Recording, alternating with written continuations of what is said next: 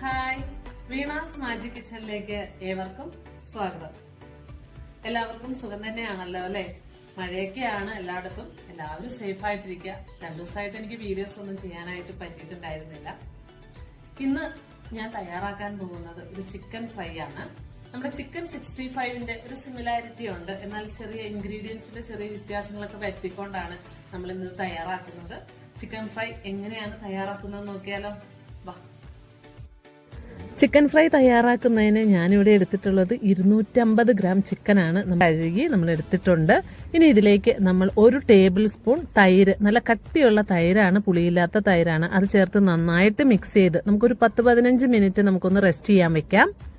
ഇനി ഇതിലേക്ക് നമ്മൾ 1 ടീസ്പൂൺ മുളക് പൊടി, 1 ടീസ്പൂൺ മല്ലിപ്പൊടി, 1/2 ടീസ്പൂൺ ജീരകം പൊടിച്ചതാണ്, നമ്മുടെ സാധാ ജീരകമാണ് പൊടിച്ചത്, അത് ചേർക്കുന്നുണ്ട്. പിന്നെ നല്ല കളറിന് വേണ്ടിയിട്ട് 1 teaspoon Kashmiri chilli, 1 teaspoon garam masala, 1 teaspoon ഇഞ്ചി വെളുത്തുള്ളി പേസ്റ്റ്, അതുപോലെ തന്നെ ആവശ്യത്തിനുള്ള ഉപ്പ് കൂടി ചേർത്തിട്ട് നമുക്ക് നന്നായിട്ട് മിക്സ് ചെയ്യാം. നന്നായിട്ട് തിരുമ്മി യോജിപ്പിക്കുന്നുണ്ട്. ഇനി നമുക്കൊരു അരമണിക്കൂർ റെസ്റ്റ് ചെയ്യാൻ വെക്കാം. ഇനി നമുക്ക് ചിക്കൻ ഫ്രൈ ചെയ്തെടുക്കാം. അതിനായിട്ട് ഞാനിവിടെ ഒരു ചീനച്ചട്ടിയാണ് അടുപ്പിൽ വെച്ചത്. അത് ചൂടാവുമ്പോൾ അതിലേക്ക് നമുക്ക് എണ്ണ ഒഴിച്ചു കൊടുക്കാം. ഞാനിവിടെ സൺഫ്ലവർ ഓയിലാണ് എടുത്തിട്ടുള്ളത്. ഇനി നമുക്ക് 1 മിനിറ്റ് നമ്മൾ ഹൈ ഫ്ലെയിമിലാണ് നമ്മൾ സ്റ്റൗ ഓണാക്കി വെച്ചിരുന്നത്. നമുക്ക് എന്നിട്ടൊന്ന് മീഡിയം ഫ്ലെയിമിലേക്ക് മാറ്റണം. 1 മിനിറ്റിന് ശേഷം മാത്രം നമ്മൾ ഈ ചിക്കൻ പീസുകൾ മറിച്ചിട്ട് കൊടുത്താൽ മതി.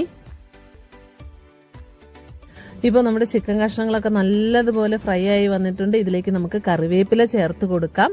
ആവശ്യമെങ്കിൽ നമുക്ക് പച്ചമുളക് കീറിയും ഈ സമയത്ത് ചേർത്ത് കൊടുക്കാം കേട്ടോ. ഇനി നമുക്ക് ഈ ചിക്കനെല്ലാം കോരിയെടുക്കാം.